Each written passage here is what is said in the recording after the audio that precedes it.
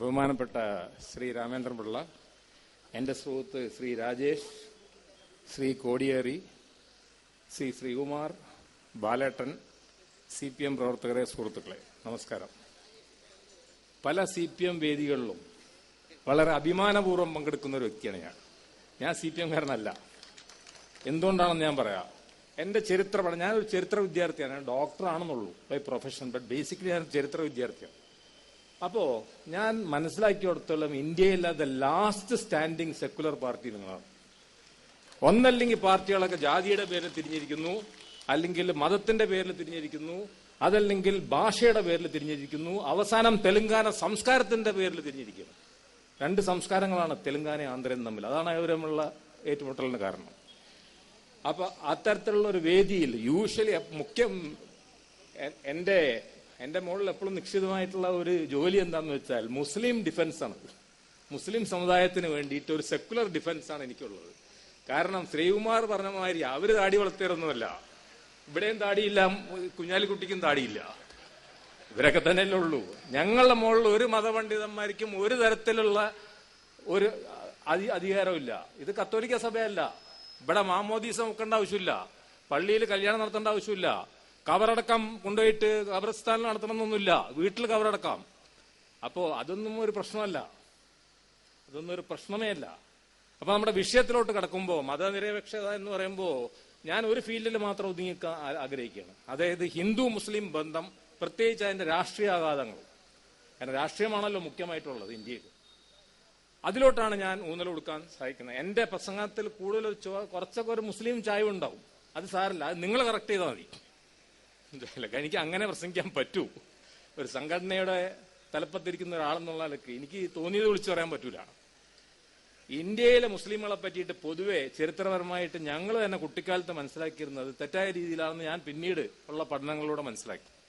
ആദ്യം തന്നെ നമ്മൾ എടുക്കണ ഇന്ത്യയുടെ വിഭജനം തുടർച്ചയായിട്ടുള്ള ലേഖനങ്ങളും ചരിത്രപരമായിട്ടുള്ള പുസ്തകങ്ങളിലൊക്കെ ആദ്യകാലത്ത് മുഴുവൻ കുറ്റവും മുസ്ലിമുകളുടെ മുകളിലാണ് ചോദിച്ചിരുന്നത്. 1904 നമ്മളിത് പരിശോധിക്കും. 1904 ഇന്ത്യയുടെ ബംഗാൾ വിഭജനം എടുക്കുക. കർസൻ പ്രഭുവിന്റെ കാലത്ത് നടന്ന ഇന്ത്യയുടെ ബംഗാൾ വിഭജനത്തിൽ ഇന്ന് തെലുങ്കാന 2 രാഷ്ട്രമാക്കണം എന്ന് പറയുന്നവർ, ഇന്ന് ഉത്തർപ്രദേശിൽ ഉത്തരാഖണ്ഡ് സൃഷ്ടിക്കുന്നവർ, ഇന്ന് ബീഹാറിൽ ജാർഖണ്ഡ് സൃഷ്ടിക്കുന്നവർ, ഇന്ന് മധ്യപ്രദേശിൽ ഛത്തീസ്ഗഡ് സൃഷ്ടിക്കുന്ന സംഘപരിവാർ അല്ലെങ്കിൽ സംഘപരിവാർ ചിന്താഗതിയുള്ളവർ അന്ന് ബംഗാൾ 2ആയിട്ട് തിരിച്ചപ്പോൾ അന്ന് ആലോചിച്ച് നോക്കണം ഈ ബംഗാൾ എന്താണെന്നുള്ളത്. ഇന്നത്തെ ബംഗാളും ബംഗ്ലാദേശും ആസാമും ബീഹാറും ഒറീസയും കൂടെ അടങ്ങിയ ഒരു സംസ്ഥാനത്തെ ബ്രിട്ടീഷ് ഗവൺമെന്റ് ലോർഡ് കർസൻ പ്രഭു ഉണ്ടാക്കിയപ്പോൾ അതിനെ മതത്തിന്റെ പേരിൽ കണ്ട് വലിയ പ്രക്ഷോഭങ്ങൾ ഇന്ത്യയിൽ നടന്നു. അന്ന് വലിയ പ്രക്ഷോഭങ്ങൾ നടന്നു. അന്ന് ഒരുപാട് ആൾക്കാരുടെ മരണം ഉണ്ടായി. പക്ഷെ അന്ന് മുസ്ലിമുകൾ അനങ്ങിയില്ല. ഇതിലെ മറ്റേ ഈസ്റ്റ് ബംഗാൾ എന്ന് പറഞ്ഞത് ഢാക്ക കേന്ദ്രീകരിച്ചുകൊണ്ട് മുസ്ലിം ഭൂരിപക്ഷ പ്രദേശമായിരുന്നു. കർസൻ പ്രഭു അനുവദിച്ച ഢാക്ക ഭൂരിപക്ഷമായിട്ടുള്ള ഇന്ന് എല്ലാ ചരിത്രകാരന്മാരും സമ്മതിക്കുന്നുണ്ട്. അഡ്മിനിസ്ട്രേറ്റീവ്ലി അത് ശരിയായിരുന്നു, അഡ്മിനിസ്ട്രേറ്റീവ്ലി ശരിയാണത് എന്നുള്ളത്. അപ്പോ അന്ന് മുസ്ലിമുകൾ വർഗീയപരമായിട്ടാണ് അവരുടെ കാഴ്ചപ്പാട് എന്നുണ്ടായിരുന്നെങ്കിൽ അന്നിവിടെ വലിയ വിപ്ലവം വരണ്ടേ, രക്തച്ചൊരിച്ചിൽ വരണ്ടേ? ഒന്നും ഉണ്ടായില്ല. 1912 വീണ്ടും ഈ 2 സംസ്ഥാനങ്ങളും ഒന്നാക്കി, രണ്ടാമതൊന്നാക്കി, സംയുക്ത ബംഗാളാക്കി. മുസ്ലിമുകൾ ഒന്നും മിണ്ടിയില്ലല്ലോ, അവരൊന്നും മിണ്ടിയില്ല. ശരി. അതിനുശേഷം 1937 ആദ്യത്തെ ഇലക്ഷൻ, 47 വിഭജനം, 37 ഇലക്ഷൻ റിസൾട്ടുകൾ നിങ്ങൾ പരിശോധിക്കണം. ഇന്ന് പാകിസ്ഥാന്റെ ഭാഗമായിട്ട് നിൽക്കുന്ന പഞ്ചാബിൽ യൂണിയനിസ്റ്റ് പാർട്ടി, അതായത് സർ സിക്കന്ദർ ഹയാത്ത് ഖാനും ചോട്ടുറാമും അടങ്ങിയിട്ടുള്ള യൂണിയനിസ്റ്റ് പാർട്ടി 97 സീറ്റ് നേടി ഭൂരിപക്ഷം നേടി 150-60. ലീഗിന് കിട്ടിയത് 11 സീറ്റാണ്. അവിടെ മുഹമ്മദ് അലി ജിന്നയുടെ ലീഗിന് ഇന്നത്തെ പാകിസ്ഥാൻ അടങ്ങിയ സ്ഥലത്ത് കിട്ടിയത് 11 സീറ്റാണ്. ആരാണ് വർഗീയവാദികൾ? വർഗീയത ഉണ്ടോ ഇന്ത്യയിലപ്പോ? ഇന്ത്യയിൽ വർഗീയതയില്ല. നോർത്ത് വെസ്റ്റ് ഫ്രോണ്ടിയർ പ്രോവിൻസ് പാകിസ്ഥാനിലാണിപ്പോ. അവിടെ കോൺഗ്രസ് ആണ് ജയിച്ചത്. ലീഗിന് 2 സീറ്റ് അങ്ങാണ്ട് കിട്ടിയത്. ഇപ്പുറത്തെ ഭാഗത്ത് ബംഗ്ലാദേശിന്റെ ഭാഗമായിട്ടുള്ള ഈസ്റ്റ് ബംഗാളിൽ ലീഗിന് എന്ത് കിട്ടി?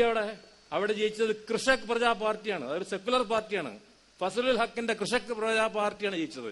അതായത് ഇന്ന് പാകിസ്ഥാന്റെ ഭാഗമായിട്ടുള്ള Sindh, north west frontier province, Punjab, Assam ഒരു പോർഷനും ബംഗാളും. ഒരു സ്ഥലത്ത് പോലും മുസ്ലിം ലീഗിന് ഭൂരിപക്ഷം കിട്ടിയില്ല 1937.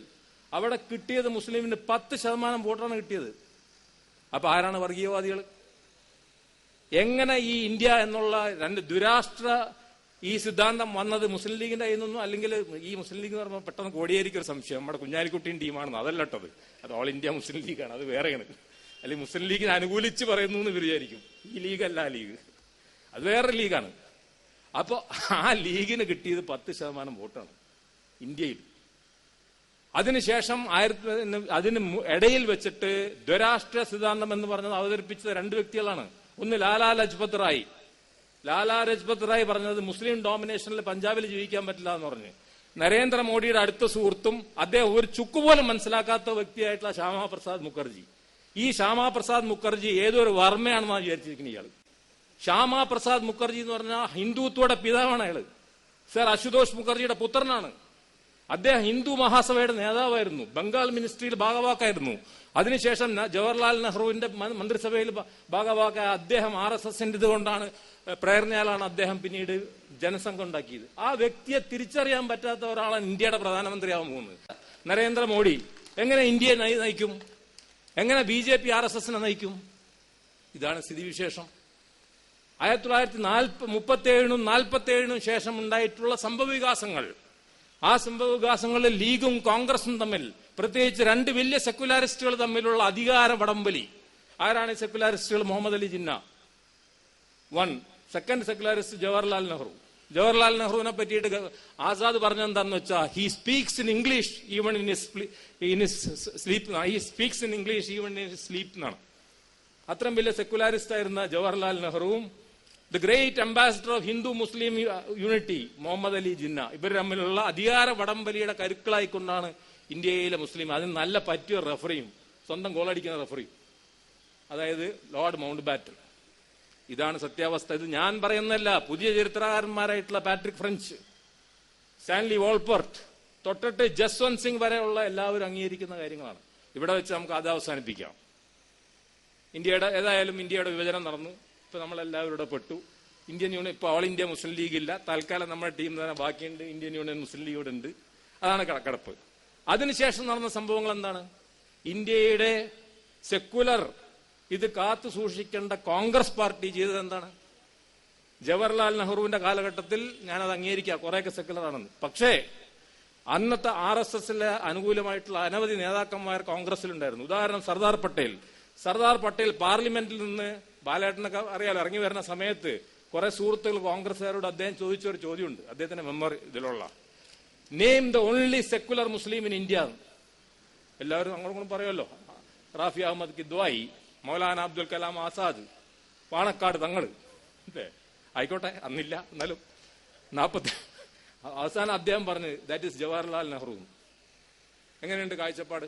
ജവഹർലാൽ നെഹ്റു ആണെന്ന്. പണ്ഡിറ്റ് രവിശങ്കർ ശുക്ല അദ്ദേഹം പറഞ്ഞെന്താണെന്ന് വെച്ചാൽ, ഉർദു ഹിന്ദി കാ ഏക് നാജായിസ് ഔലാദ് ഹൈ और उसे दफना करना चाहिए. അതായത് ഹിന്ദിയുടെ ഒരു ഇല്ലെജിറ്റിമേറ്റ് ആയിട്ടുള്ള ചൈൽഡാണ് ഉറുദു, അതുകൊണ്ട് ഉറുദു അവസാനിപ്പിക്കണം. ഇങ്ങനെയുള്ള വർഗീയപരമായിട്ടുള്ള ആൾക്കാർ അപ്പുറത്തും ഉണ്ടായിരുന്നു, ഇപ്പുറത്തും ഉണ്ടായിരുന്നു. പക്ഷേ കോൺഗ്രസ് പാർട്ടിക്ക് നല്ല അവസരങ്ങൾ കിട്ടിയില്ലേ? 20ഓളം വർഷം കോൺഗ്രസ് പാർട്ടിക്ക് ഇന്ത്യയിൽ ഒട്ടുമുക്കാൽ സംസ്ഥാനങ്ങളും 47 തൊട്ട് 67 വരെ ഭരിക്കാനുള്ള അവസരം കിട്ടി. ഇപ്പൊ കോൺഗ്രസ് ജാതി രാഷ്ട്രീയം കളിച്ചു. എന്താണ് ആ ജാതി രാഷ്ട്രീയം? അതിന്റെ പേരാണ് ബാം, ബ്രാഹ്മൺ, ഹരിജൻ, ആദിവാസി, മുസ്ലിം. ഇതാണ് കോൺഗ്രസ് വോട്ട് ബാങ്ക് സൃഷ്ടിച്ചത്. ഹരിജനങ്ങളുടെയും ആദിവാസികളുടെയും മുസ്ലിമുകളുടെ വോട്ടും ബ്രാഹ്മണ വോട്ടും കൂടെ ചേർന്നുകൊണ്ട് സൃഷ്ടിച്ച ബാം എന്ന് പറഞ്ഞിട്ടുള്ള സംഭവം എങ്ങനെ അതെങ്ങനെയാണ് സംസ്ഥാനങ്ങളിലോട്ട് പോയെന്ന് മനസ്സിലാക്കുക. ഓരോരോ സംസ്ഥാനത്ത് ചെല്ലുമ്പോൾ ഈ ബാമിന്റെ കൂടെ അവിടുത്തെ മുഖ്യ പാർട്ടിയെ കൂട്ടും. ഉദാഹരണം മഹാരാഷ്ട്രയിൽ പോയാലും മറാഠാസിനെ കൂട്ടും, അപ്പൊ അത് മാമായി. ആന്ധ്രയിൽ പോയാലും റെഡ്ഡികളെ കൂട്ടും, അപ്പൊ അത് റാമായി. അപ്പോ എന്ത് സംഭവിച്ചു? ഒരു സംസ്ഥാനത്തെ ഭൂരിപക്ഷ ജാതിയെ കൂട്ടുപിടിച്ചുകൊണ്ട് ആദിവാസികളുടെ, SC ST കളുടെ, മുസ്ലിമുകളുടെ വോട്ട് കൊണ്ട് കോൺഗ്രസ് വേണ്ടാത്ത ജാതി പൊളിറ്റിക്സ് കളിച്ചു.